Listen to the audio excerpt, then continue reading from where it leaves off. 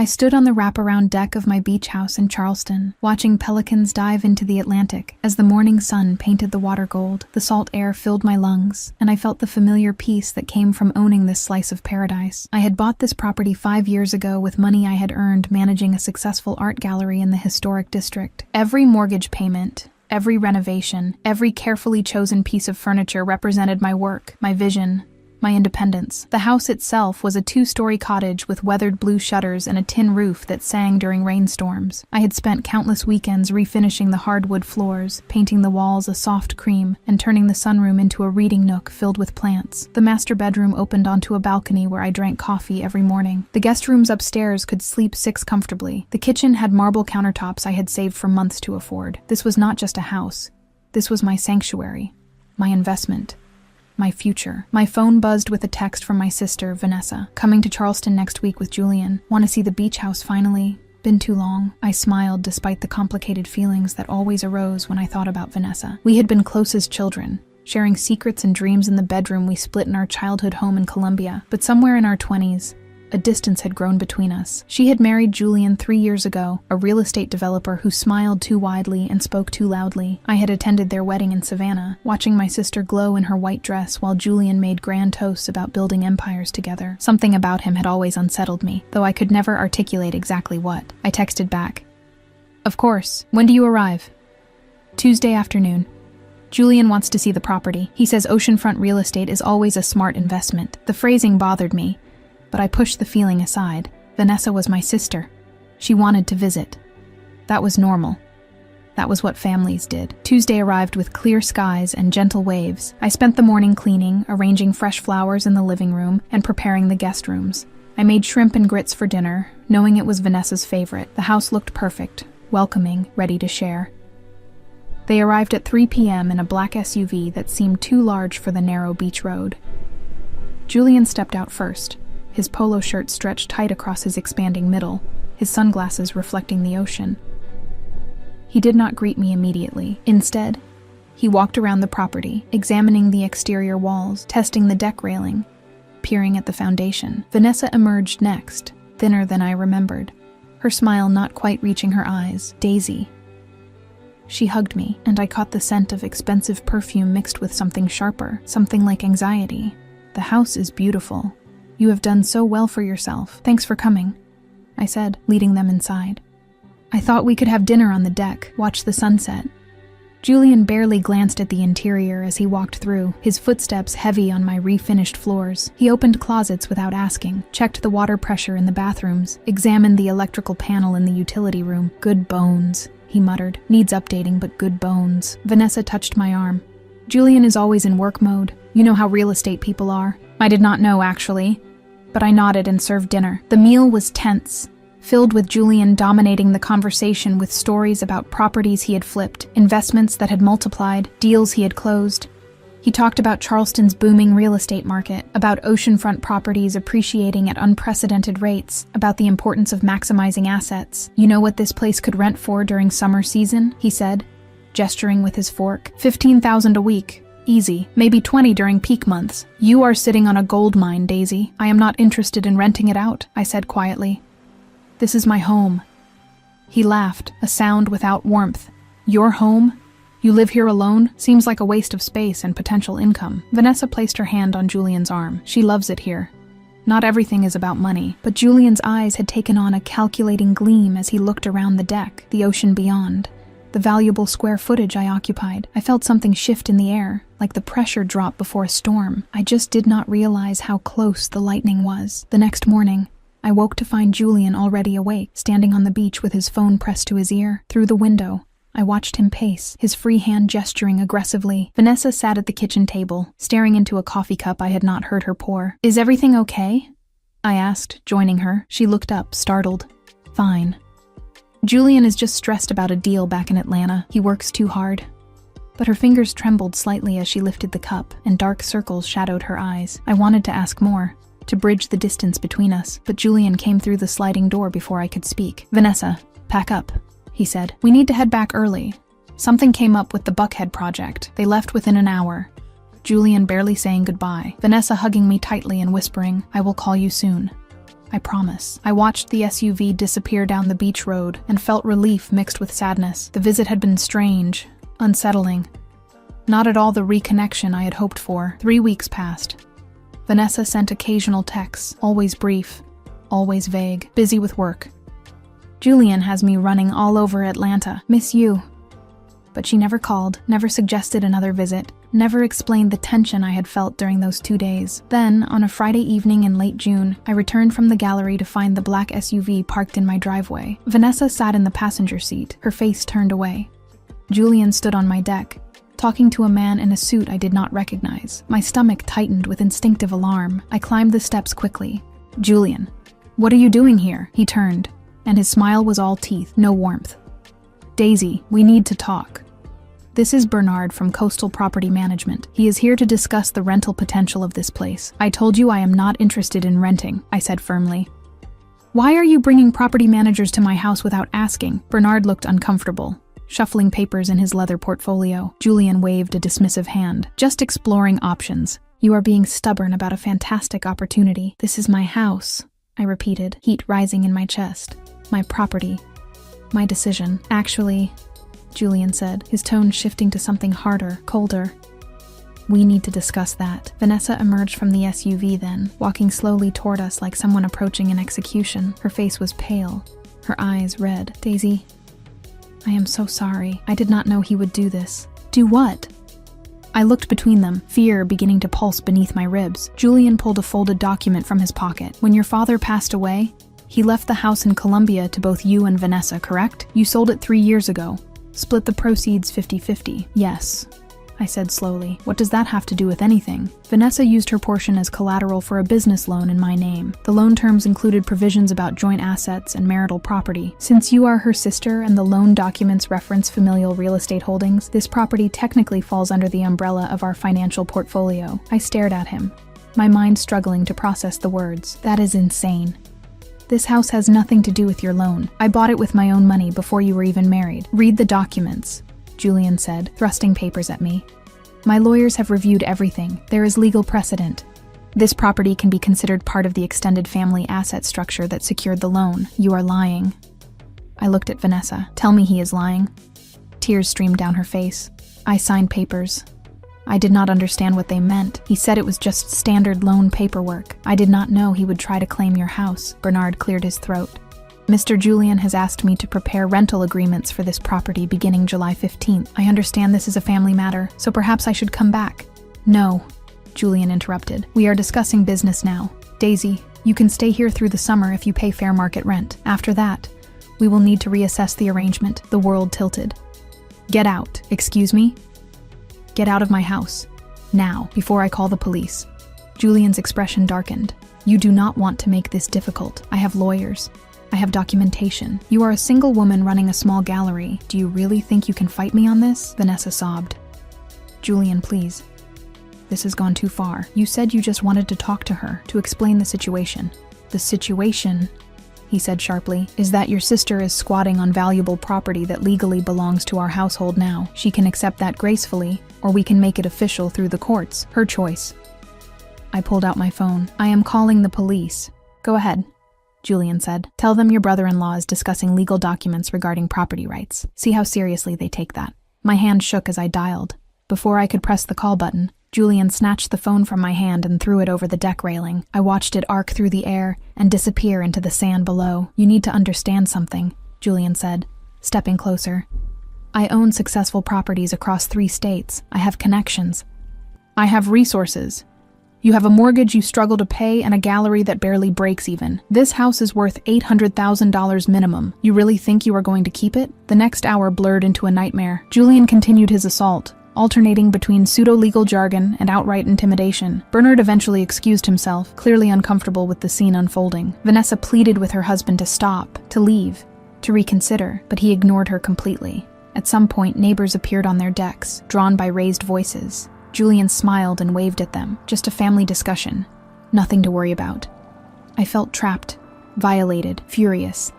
This was my home, my sanctuary, my hard-earned peace, and this man was trying to steal it with fake legal documents and bullying tactics. Finally, As the sun began to set, Julian delivered his ultimatum. You have until Sunday to decide. Either you sign papers acknowledging our joint ownership and agreeing to our rental management terms, or we file formal legal claims on Monday. Your choice.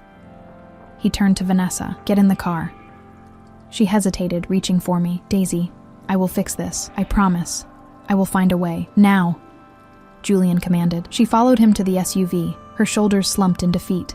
I watched them drive away, my body shaking with rage and fear. When I retrieved my phone from the sand, the screen was shattered but functional. I immediately called my friend Patricia, who worked as a paralegal in Charleston. Can someone claim your property through a family member's business loan? I asked without preamble. What? No, that is not how property law works at all. Who told you that? I explained the situation in fragmented sentences. Patricia listened, her silence growing more ominous. Daisy, this is fraud, or at least attempted fraud. He is trying to scare you into signing something that would legitimize his claim. Do not sign anything. Do not agree to anything verbally. I am sending you the name of a real estate attorney right now. I spent the rest of the evening documenting everything. I wrote down every word Julian had said, every threat he had implied, every detail of his behavior. I took photographs of the property, found my original deed and mortgage documents, gathered proof of every payment I had made. I would not let him take my home. I refused to be bullied into surrender. Saturday morning brought a new development. I found an envelope taped to my front door. Inside were official-looking documents titled Joint Family Asset Agreement, with spaces for my signature. The language was dense, deliberately confusing, but Patricia helped me understand it over the phone. This is garbage, she said bluntly, completely unenforceable. But if you signed it, it would create a legal mess that would take months and thousands of dollars to untangle. He is betting you will sign just to avoid the fight. I am not signing. Good. Now listen carefully. I talked to my boss about your situation. He says you need to document any further contact with Julian. Record conversations if you can. South Carolina is a one-party consent state, so you are legally allowed to record without telling him. If he shows up again, call the police immediately and report him for harassment and trespassing. I felt slightly better having a plan, but anxiety still gnawed at my stomach. Julian had money, connections, confidence. I had righteous anger and a paralegal friend. Would that be enough? Sunday arrived without further contact. I spent the day in tense anticipation, jumping at every sound, checking the windows constantly. As evening approached, I began to hope Julian had reconsidered, that Vanessa had talked him down, that the nightmare was over. Then, at 8 p.m., I heard vehicles in my driveway, multiple vehicles. I looked out to see the black SUV plus a moving truck. My heart stopped. Julian emerged, followed by two large men in work clothes. Vanessa stayed in the SUV, her face buried in her hands. Julian walked up the steps and pounded on the door. Daisy, open up! We are moving in. I locked the door and stepped back. You do not live here.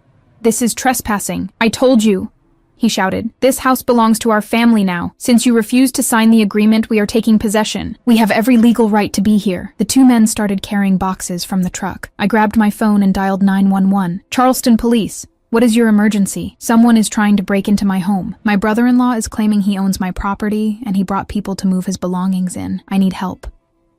The dispatcher took my address and assured me officers were on the way. I stayed on the line, narrating everything I saw through the window. Julian directed the men to stack boxes on the deck. He tried the front door, then the back sliding door. When he found everything locked, his face reddened with anger. Get out here, Daisy. Stop being childish. This house is ours now. The men looked uncomfortable, exchanging glances. One said something to Julian I could not hear. Julian pulled out his wallet, apparently offering more money. The men resumed unloading boxes. I recorded everything on my phone. Julian ranting, the men carrying furniture, Vanessa sobbing in the SUV, the sun setting over the ocean behind them. Evidence. We are moving in tonight, Julian yelled. You can leave now or leave later, but either way you are leaving. This beach house belongs to me and Vanessa. Get out. This house is ours now. He laughed then, a cruel sound that echoed across the deck. The men laughed too, caught up in their employer's confidence. Look at you hiding behind locked doors. You think that will save you? I own this place now. I pressed my face against the glass, meeting his eyes. The police are coming. His smile only widened. Good. They can help explain property rights to you. This house is ours now, Daisy. Start packing your stuff. The blue lights appeared on the beach road exactly 12 minutes after my call. 2 patrol cars pulled into the driveway, and the moving men immediately stopped working, stepping away from the boxes with raised hands. Julian's confident smile faltered for just a moment before he reconstructed it, walking toward the officers with extended hand. "Good evening, officers. Thank goodness you are here. We are having a family dispute about property ownership. My sister-in-law is refusing to acknowledge legal documents that establish our rights to this residence." The first officer, a woman in her 40s with sharp eyes and graying hair pulled back in a tight bun, ignored his hand. "Who called 911? I opened the front door. "I did. I am Daisy, and I own this house. This man is my sister's husband. He has been harassing me about my property for weeks, and tonight he showed up with movers trying to force his way in." The second officer, younger and broader, scanned the scene. "Sir, do you live at this address?" "Not yet," Julian said smoothly, "but my wife and I have legal claim to this property through family asset arrangements. I have documentation in my vehicle." "Ma'am, do you live here?" the female officer asked me. "Yes. I have lived here for 5 years. I own this house.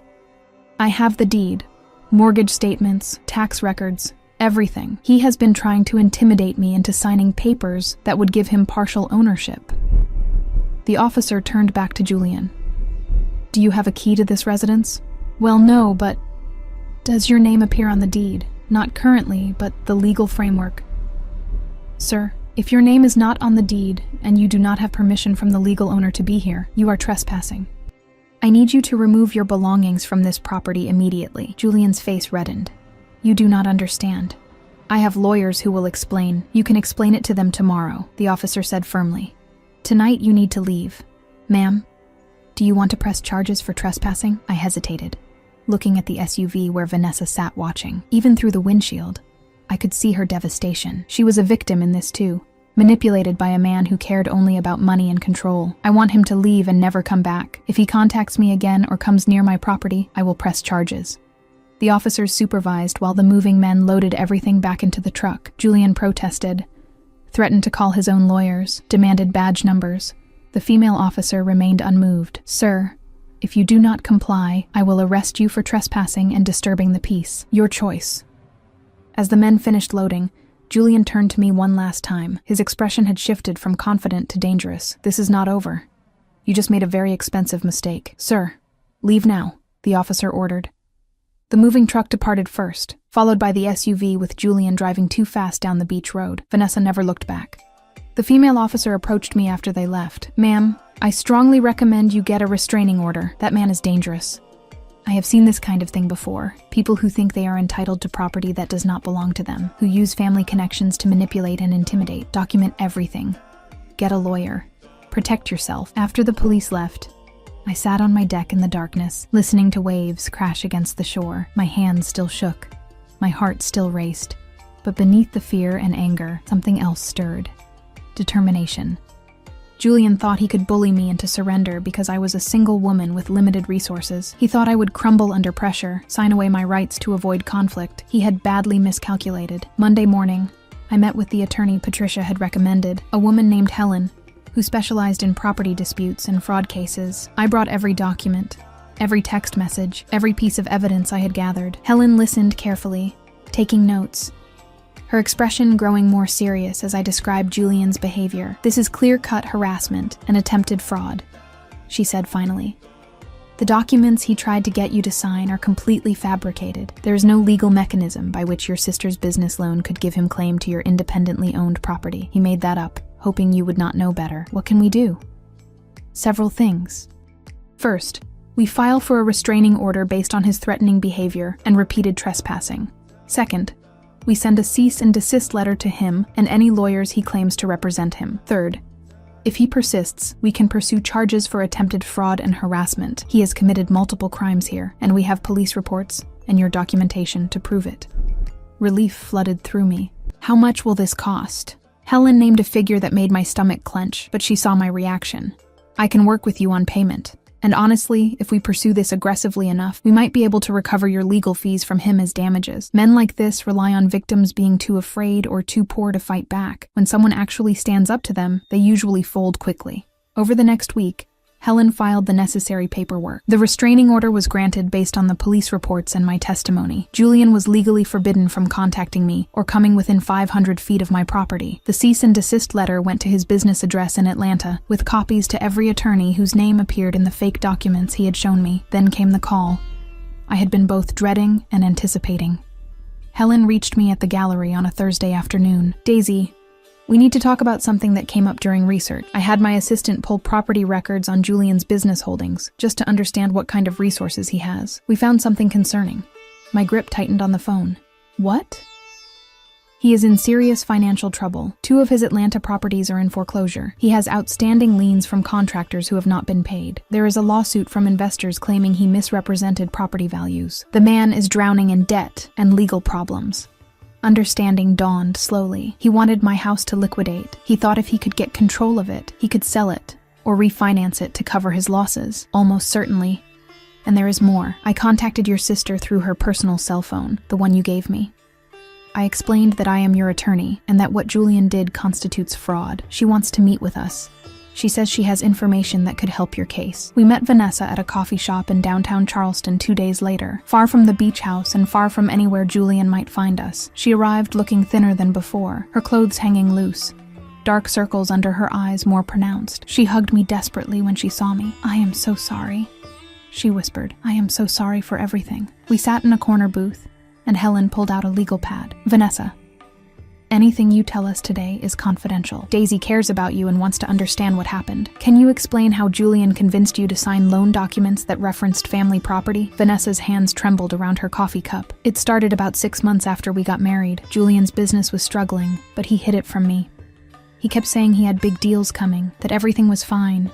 Then he started asking about my family, about what assets we had, about the money from selling our parents' house. He was so interested in the fact that Daisy owned beachfront property." "Did he ask you to contact Daisy about the house?" "Not at first. He just talked about it constantly, how valuable oceanfront real estate was, how Daisy was wasting the investment potential, how family should help family. It felt weird, but I thought he was just thinking out loud. Then about 4 months ago, he brought home papers for me to sign. He said it was standard documentation for a business loan, that banks required information about all family assets, even if they were not being used as collateral. Did you read the documents before signing?" Vanessa's tears started falling. "I tried. But the language was so complex, and Julian kept rushing me, saying we would lose the loan opportunity if I did not sign quickly. He said it was just paperwork, that it would not affect Daisy at all. I trusted him. I thought I was helping his business, helping our marriage. What happened after you signed?" Julian became obsessed with Daisy's house. He insisted we visit so he could evaluate the property. During the trip, he took photographs of everything, made notes, talked to real estate people about rental values. I started feeling sick about it, like I had made a terrible mistake. When we got home, I found copies of the loan documents in his office. I finally read them carefully. That is when I realized what the language actually meant. Helen leaned forward. What did it mean? The documents did not just reference family assets for disclosure purposes. They were written to suggest that family members had agreed to use their properties as mutual collateral for each other's debts. It was worded carefully, ambiguously, but Julian had structured it so he could argue that Daisy's house was part of the loan guarantee, even though she never signed anything. I felt cold. He deliberately set this up. The visit, the fake legal claims, everything was planned. "Yes," Vanessa sobbed, "and I helped him. I signed the papers without understanding. I trusted a man who was using me to commit fraud against my own sister." Helen made notes quickly.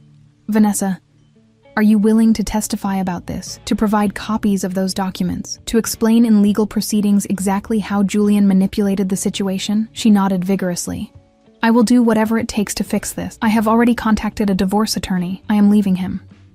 I just needed to know Daisy was safe first, that he could not hurt her anymore." We talked for another hour, Vanessa providing details about Julian's business failures, his mounting debts, his increasingly desperate schemes to generate cash. She described how he had become verbally abusive when she questioned his decisions, how he controlled all their finances, how he had isolated her from friends and family. The man she had married no longer existed, if he ever had. What remained was a desperate criminal willing to destroy anyone to save himself. Helen collected Vanessa's contact information and the names of the banks and lawyers involved in Julian's legitimate business dealings. "This is excellent information. With your testimony and these documents, we can build a case not just for defending Daisy's property, but for actively pursuing charges against Julian for fraud, forgery, and harassment. Will he go to jail? Vanessa asked quietly. Possibly. At minimum, he will face serious legal and financial consequences. He has committed multiple crimes, and we have evidence. After Vanessa left, Helen and I walked along the waterfront. The afternoon sun sparkled on the harbor, and tourists filled the streets. But I felt disconnected from the beauty around me. My sister had been victimized by a man we had both trusted. My home had been threatened. My peace had been shattered. And Julian was still out there, still dangerous, still potentially planning his next move. What happens now? I asked. Now we go on offense. I file formal complaints with the district attorney's office. We provide all the evidence, the fake documents, the police reports, Vanessa's testimony. We make it clear that Julian is a serial fraudster who targeted his own family. We make sure he faces real consequences. Will he come after me again? Not if he has any sense. He is already in legal trouble. Adding stalking and violating a restraining order to his charges would be incredibly stupid, but I will be honest, Daisy. Men like this do not always act rationally when they are cornered. You need to be careful.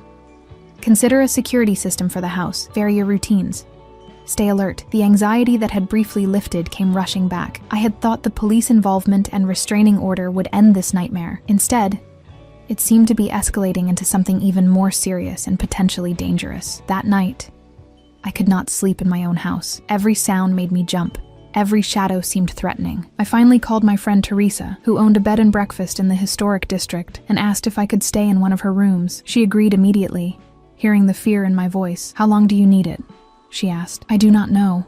Until I feel safe in my own home again. I packed a bag and drove into Charleston, my beach house disappearing in the rearview mirror. For the first time since buying the property, I felt like a refugee from my own life. Julian had stolen more than just my sense of security. He had stolen my sanctuary, my peace, my confidence. Even if I won this legal battle, even if he faced consequences, would I ever feel truly safe there again? The formal complaint was filed on Monday. Helen had worked through the weekend compiling evidence, organizing testimony, building an airtight case against Julian for attempted fraud, harassment, and falsifying legal documents. The district attorney's office accepted the complaint and opened an investigation. Within days, Julian was served with notice that he was under criminal investigation. His response was immediate and volcanic. Despite the restraining order, he called my cell phone 17 times in one afternoon, leaving increasingly unhinged voice messages. You have no idea what you have done. I will destroy you.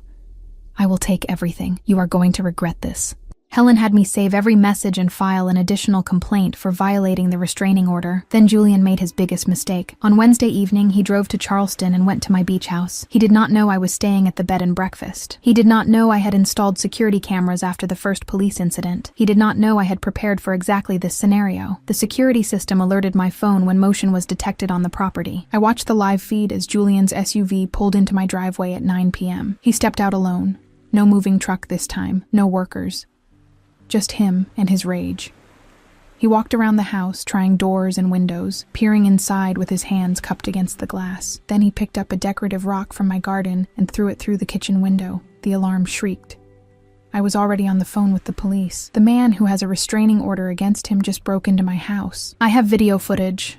Please send officers immediately. This time, 4 patrol cars responded. Julian was inside my kitchen when they arrived, apparently planning to unlock the front door from the inside. The officers entered with weapons drawn and found him standing in broken glass, holding my laptop computer. He was arrested for breaking and entering, burglary, violating a restraining order, and attempted theft. The charges were serious, potentially carrying years in prison. As officers led him away in handcuffs, he screamed threats at my security camera. This is not over. You hear me, Daisy? Not over. But it was over. Helen called me 30 minutes after the arrest. He just guaranteed himself a felony conviction. With the video evidence, the prior police reports, the restraining order violation, and now breaking and entering with intent to steal, he is looking at significant prison time. The district attorney is going to prosecute this aggressively. Julian's life as he knows it is finished. I drove to the beach house after the police cleared the scene. The broken window was covered with plywood by a contractor Helen had contacted. The house was otherwise undamaged, though Julian's presence contaminated every room. I walked through slowly, reclaiming my space, reminding myself that this was still mine, still safe, still home. Over the next weeks, the full picture of Julian's crimes emerged. The investigation revealed he had attempted similar schemes with 2 other family members of business associates, pressuring them to sign documents that gave him fraudulent claims to their properties. He had forged signatures on bank applications. He had lied to investors about property values and rental income. He had built his entire real estate business on manipulation and fraud, and it was all collapsing around him. Vanessa moved in with our aunt in Colombia while her divorce proceedings moved forward. She called me every few days, apologizing repeatedly, asking if I would ever forgive her. "You were manipulated," I told her. "He is a predator. You are a victim too. We will get through this together." The criminal trial was scheduled for October. Helen was confident Julian would accept a plea deal rather than face a jury with the overwhelming evidence against him. He will probably serve 2 to 4 years, possibly more depending on what other charges get added. His real estate licenses will be revoked. His business will be liquidated to pay debts and restitution. He will have nothing left. I should have felt victorious. Instead, I felt exhausted. The constant stress had taken its toll. I had lost weight, sleep, joy. The gallery suffered as I struggled to focus on work. My beach house, my beloved sanctuary, felt tainted by Julian's violation. I walked the rooms wondering if I could ever feel the same peace I had felt before, but something else emerged from the wreckage: strength. I had stood up to a bully and won. I had refused to be intimidated, refused to surrender what was rightfully mine, refused to let fear control my choices. Julian had tried to steal my home, but instead, he had revealed my own resilience. I was not as fragile or helpless as he had assumed. I was not a victim to be easily manipulated. In late September, Helen called with news. Julian accepted a plea deal: 4 years in prison, 5 years probation after release, permanent revocation of all real estate licenses, and he has to pay restitution to everyone he defrauded, including your legal fees. The judge also granted a permanent restraining order. He can never contact you or come near you again. It is really over? It is really over. You won, Daisy, completely.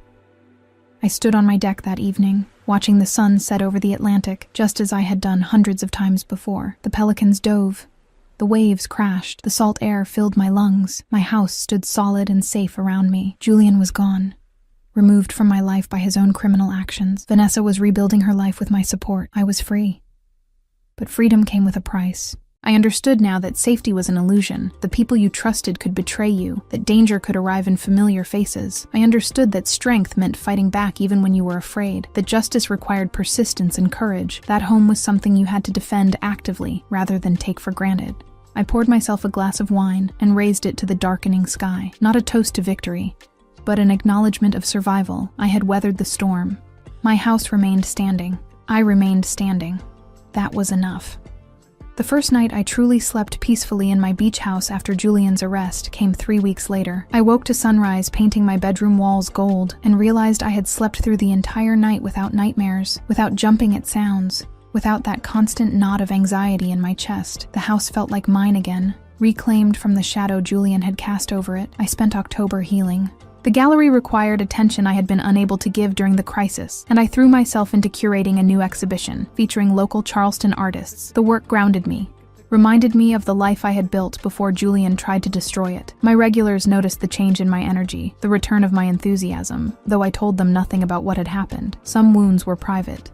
Vanessa's divorce moved forward rapidly once Julian's criminal convictions became official. His assets were seized to pay restitution and legal fees. The Atlanta properties were sold at auction. His business accounts were drained. Everything he had built through fraud and manipulation evaporated. Vanessa received nothing in the divorce settlement because there was nothing left to divide. She did not seem to care. "I just want to be free of him," she told me. "Money is not worth what I went through." She started therapy to process the emotional abuse she had endured. Her therapist explained that Julian had used classic manipulation tactics, isolating her from family, controlling finances, rushing important decisions, making her doubt her own judgment. "I thought I was going crazy," Vanessa confided during one of our phone calls. "He made me feel stupid, incompetent, like I could not function without him. Now I realize that was deliberate. He needed me vulnerable so I would do whatever he asked." "You are not stupid," I said firmly. "You are a survivor. You got out, and you are helping make sure he faces consequences. That takes incredible courage." In November, Helen called with an update that made my blood run cold. Despite Julian being safely behind bars, the investigation into Julian's business practices uncovered something else. He had been surveilling your property for months before the confrontation. He hired a private investigator to track your movements, document your routines, photograph your house and belongings. He was planning this for a long time. "Why are you telling me this now?" Because the private investigator is cooperating with prosecutors. He kept detailed records of everything Julian asked him to do, including some things that cross into stalking. Julian wanted to know when you were vulnerable, when you were alone, what your financial situation was. He was building a profile so he could exploit any weakness. I felt violated all over again. How long was this going on? At least 6 months. Starting around the time he married Vanessa. He specifically targeted you because of the beach house. This was never about family or legitimate business. This was always about stealing valuable property from someone he perceived as an easy target. The revelation transformed my understanding of everything. The friendly visit, Vanessa's discomfort, Julian's calculated inspection of my home, all of it had been reconnaissance. He had studied me like prey, looking for vulnerabilities, planning his attack.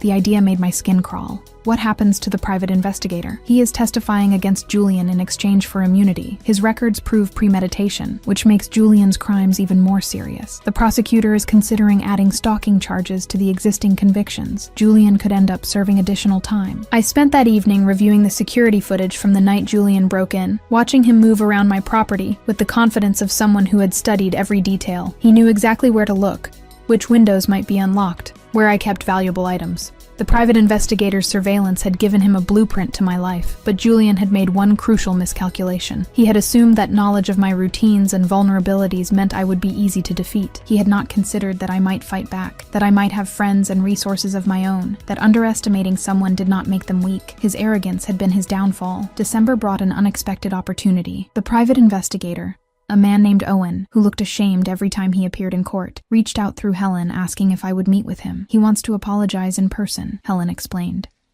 You do not have to agree. He participated in violating your privacy, even if he is cooperating now. Curiosity 1.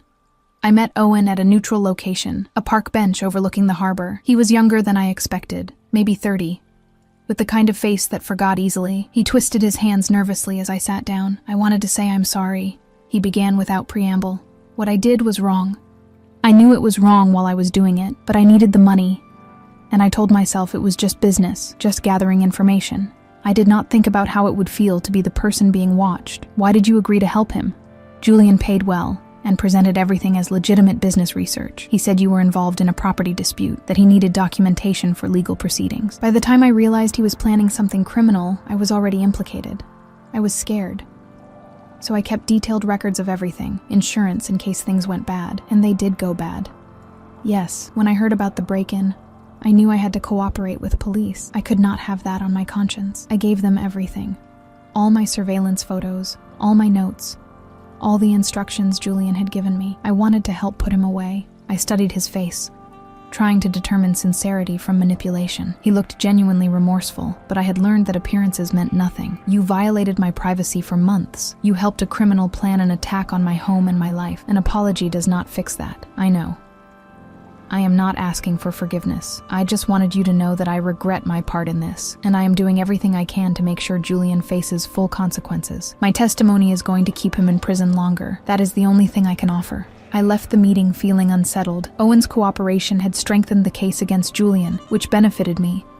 But he had still participated in violating my privacy, still helped a predator study his target. Justice was more complicated than I had imagined, full of moral gray areas and uncomfortable alliances. The trial proceedings continued through the holidays. Julian refused to show remorse, even when facing the judge for sentencing. He maintained that he had done nothing wrong, that the property claim was legitimate, that everyone was conspiring against a successful businessman. The judge was not impressed.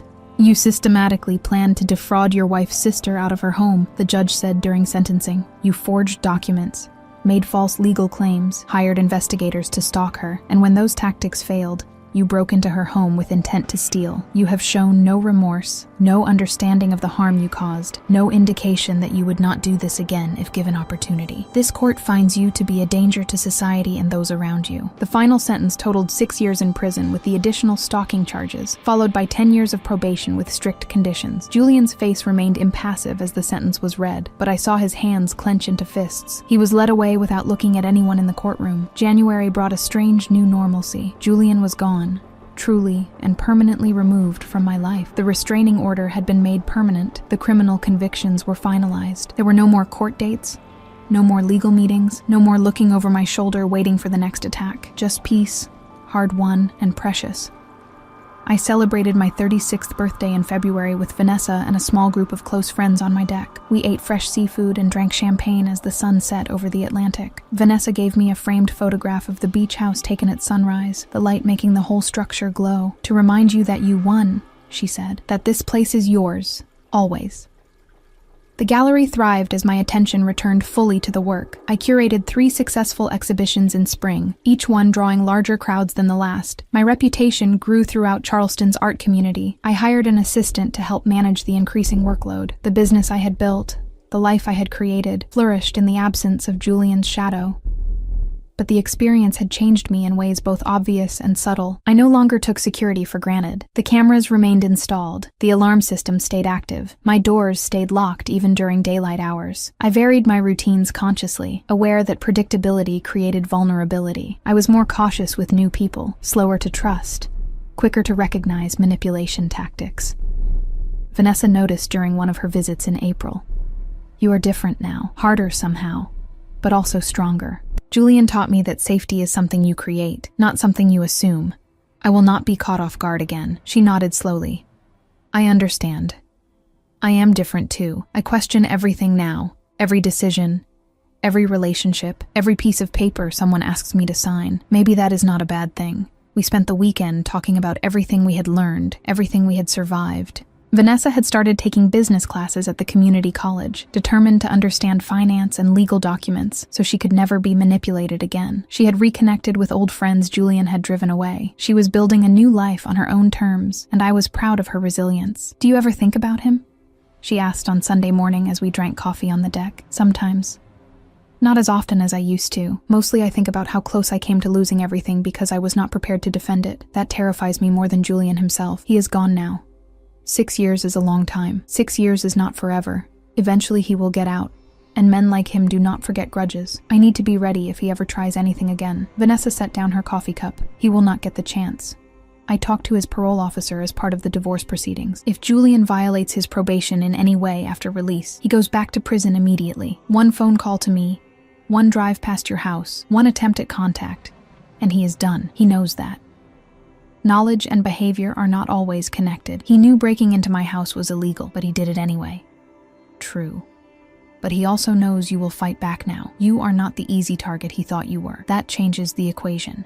I wanted to believe her, wanted to trust that the nightmare was truly over, but some part of me would always be waiting, always watching, always prepared for the next attack. Julian had stolen my innocence about human nature, my belief that family connections meant safety, my assumption that home was an inviolable sanctuary. Those things could not be returned, no matter how much justice was served. Summer arrived with tourist crowds and gallery openings and long evenings on the beach. I dated occasionally, tentatively, still learning to trust again. None of the relationships went anywhere serious, and I was fine with that. I needed time to rediscover who I was outside the context of crisis and survival. In August, Helen called with final financial news. Julian's remaining assets have been liquidated. After paying restitution to all his victims and covering legal fees, there's about $18,000 left. It is being divided among the people he defrauded. Your share is $6,500. Not much considering what you went through, but it is something. Put it toward my legal bills. I know I still owe you money. Already taken care of. We recovered your full legal fees as part of the restitution order. This money is extra. Compensation for damages beyond legal costs. Use it for something that makes you happy. I used it to renovate the kitchen, replacing the window Julian had broken and upgrading the appliances. Every time I cooked in that space now, I thought about transformation, how something broken could become something better, how damage could be repaired, how endings could become beginnings. Vanessa completed her business courses in September and got a job with an accounting firm in Colombia. She called me, breathless with excitement. They hired me. I start next week. I will be doing bookkeeping and learning tax preparation. It is not glamorous, but it is mine. I earned it. Oh, I am so proud of you. I could not have done this without your support. You believed in me when I could not believe in myself. You showed me that fighting back was possible, that I did not have to accept being a victim. Thank you, Daisy. After we hung up, I stood on my deck watching pelicans dive for fish. The ocean stretched endlessly before me, powerful and beautiful, and sometimes dangerous. Living near it meant respecting its power while enjoying its beauty. Life worked the same way. There were threats and risks, People who would hurt you if given the chance, storms that arrived without warning, but there was also beauty and joy and peace worth fighting to protect. Julian had tried to take my home, my security, my sense of safety in the world. He had failed. Not because I was stronger than him, but because I refused to surrender. That refusal had cost me sleep and money and emotional peace, but it had also taught me something invaluable, that I could survive the worst someone could throw at me and come out intact on the other side. The fall brought one final development. Owen, the private investigator, sent a letter through Helen. In it, he explained that he had left the surveillance business and was now working in cybersecurity, helping businesses protect themselves from exactly the kind of privacy violations he had committed. He had donated money to victims' rights organizations. He was trying to make amends in whatever small ways he could. "I know I can never undo the harm I caused you," he wrote. "But I wanted you to know that your experience changed me, seeing the consequences of my actions, understanding the real human cost of what I dismissed as just business. It woke me up. I will spend the rest of my life trying to be better than the person I was when I worked for Julian. Thank you for your strength and courage. It inspired me to find my own." I did not respond to the letter, but I kept it. Not as forgiveness, but as evidence that even in the darkest situations, people could change, could grow, could choose better paths. Julian never would. His final prison letters to Vanessa before she blocked all contact were full of blame and bitterness, convinced he was the victim of conspiracy rather than the architect of his own destruction. But Owen had looked at himself honestly and found the courage to change. That mattered. November marked 1 year since Julian's arrest. I celebrated by hosting a small gathering at the beach house. Patricia and Helen and Teresa and Vanessa and a handful of other friends who had supported me through the crisis. We ate dinner on the deck as the sun set, laughing and talking about everything except the past year's nightmare. It felt good to reclaim this space for joy rather than fear. After everyone left, Vanessa lingered to help me clean up. We worked in comfortable silence, sisters rebuilding a relationship that Julian had tried to destroy. As we finished, she turned to me with serious eyes. "I need to tell you something. I have been seeing a therapist, working through everything that happened. She helped me understand something important. When Julian targeted you, he was really targeting both of us. He wanted to drive a wedge between us, to make you hate me for what he did. That was part of his strategy. Isolate his victims. Make them turn on each other instead of uniting against him. I never hated you. You were manipulated just like he tried to manipulate me. I know that now. But for months, I was terrified you would never forgive me, that I had lost my sister forever because I was stupid enough to trust a con artist. My therapist says that is exactly what Julian wanted, for both of us to be alone, wounded, unable to support each other. He failed at that too. We hugged, and I felt the last remnants of tension between us dissolve. Julian had tried to steal my property, but he had also tried to steal my family. He had failed at both. Vanessa and I were closer now than we had been in years, bonded by survival and mutual understanding. December brought news that Julian had been involved in a fight with another inmate and lost privileges for 6 months. His release date was pushed back by a year due to behavioral issues. He is making everything worse for himself, Helen reported. The parole board is noting every incident. He might end up serving his full sentence without early release. I felt no satisfaction in his suffering, but I did feel relief knowing he was exactly where he belonged. The criminal justice system had worked in this case. The predator had been caught, convicted, imprisoned. Not everyone was so lucky. Not every victim had the resources to fight back, the evidence to prove their case, the support system to sustain them through the battle. I had been fortunate in ways I was learning not to take for granted. The new year arrived with clarity and purpose. I expanded the gallery, taking over the adjacent storefront to showcase larger installations. I hired a second assistant and began representing more artists throughout the region. The business grew beyond anything I had imagined when I first opened 5 years earlier. Julian had wanted to destroy my life because he was failing at his own. Instead, his attacks had revealed strengths I did not know I possessed and motivated me to build something even stronger than before. Vanessa got promoted to senior bookkeeper at her firm. She started dating someone new, a teacher named Gregory, who treated her with gentleness and respect. She moved slowly, carefully, still healing from Julian's abuse, but she was moving forward, building a life based on her own choices rather than someone else's control. In March, 2 years after Julian's initial attack on my home, I stood on my deck watching another sunrise paint the sky. The pelicans dove. The waves crashed. The salt air filled my lungs. Everything was exactly as it had been before, but I was different. Stronger, wiser, more careful, but also more confident. I had faced a predator and won. I had defended what was mine and emerged victorious. My phone buzzed with a message from Helen. Final update. Julian's parole hearing was denied. He will serve his full sentence plus the additional time for behavioral violations. 8 years total now. Thought you would want to know. 8 years. By the time Julian was released, I would be 43. Vanessa would be 41. We would both be entirely different people, our lives transformed in ways impossible to predict. Julian would emerge into a world that had moved on without him, a broken man with nothing left of the empire he had tried to build on fraud and manipulation. I thought about all the things that would happen in 8 years, the relationships I would build, the art I would showcase, the life I would create.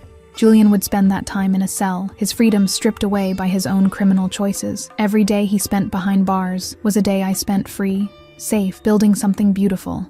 The revenge I had sought was not dramatic or violent. It was simply this: living well, prospering, thriving while he faced the consequences of his actions. Justice had been served not through personal vengeance, but through a system that actually worked, supported by people who cared enough to help, sustained by my own refusal to be victimized. I raised my coffee cup to the sunrise, a private acknowledgement of survival and strength. Julian had tried to take everything from me and ended up losing everything himself. That was not revenge I had orchestrated. That was simply the natural consequence of his own choices catching up with him. Julian served every day of his 8-year sentence in a medium security facility, where his attempts to manipulate other inmates and guards earned him repeated disciplinary actions and solitary confinement. His real estate licenses were permanently revoked across 3 states. The properties he had fraudulently obtained were seized and sold, the proceeds distributed to the victims he had defrauded. His business reputation was destroyed beyond repair, his name synonymous with fraud in Atlanta real estate circles. Upon release, he was deported to a halfway house with strict probation conditions that forbade him from working in real estate, contacting any previous victims, or owning property for 10 years. He found work washing dishes at a diner, his grandiose dreams reduced to minimum wage reality. Vanessa's divorce was finalized while he was still in prison, and she received confirmation that he could never contact her again. The restraining order against me was made permanent, and Julian knew that one violation would send him immediately back to prison. He had gambled everything on stealing my home, and lost not just the gamble, but his entire life. Every single day, he faced the consequences of underestimating a woman he thought would be easy prey. I still live in my beach house in Charleston, watching sunrises from my deck and running a successful gallery that represents dozens of artists throughout the Southeast. The cameras remain installed, the security system stays active, but I sleep peacefully knowing I defended what was mine and emerged stronger from the battle. Sometimes I think about how close I came to losing everything, and I am grateful for every moment of peace I reclaimed. Looking back at my revenge journey, I realize it was never really about revenge at all. It was about refusing to be broken, standing firm when someone tried to steal my life, and discovering that I was far stronger than anyone, including myself, had ever imagined. That knowledge is worth more than any property, more valuable than any victory, the truest treasure I gained from surviving Julian's assault on my world.